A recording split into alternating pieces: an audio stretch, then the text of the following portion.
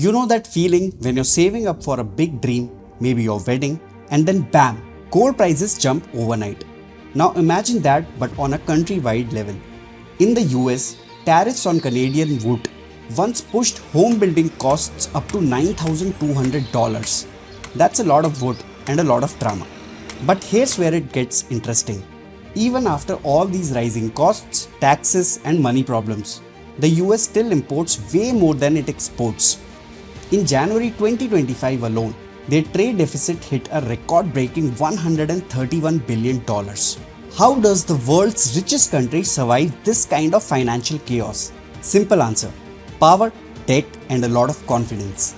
America's economy is the biggest in the world, nearly $30 trillion in GDP. That is just a tad less than the next four countries: China, Germany, Japan, and India combined. But behind that shiny number, a mountain of debt: $36 trillion. More than what the US earns in a year. It's watching a millionaire who lives in a mansion but pays his bills with 12 credit cards.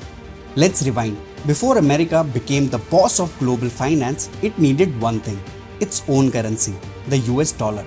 Except the word dollar isn't even American. It comes from thaler, a German coin. And before that, Americans were using Spanish dollars. That's right.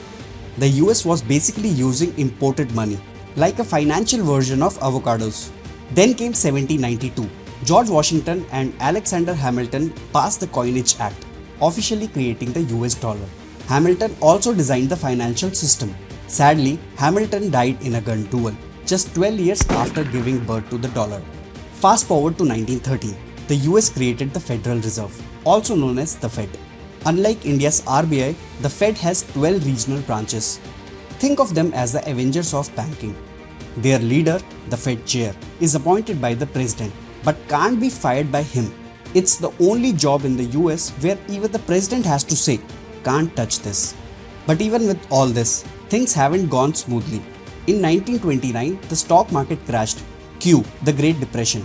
Banks collapsed, unemployment hit 25%. People were broke, homeless, and hopeless. It actually took World War II to revive the economy. Fast forward to 2008, another crash, because someone thought giving home loans to everyone was a genius idea. Spoiler, it wasn't. So what drives America's massive economy? Not factories, not farming. Services, healthcare, tech, finance, education, even Netflix. These sectors make up 80% of the US economy. Farming, just 1%. In India, it's still 18%.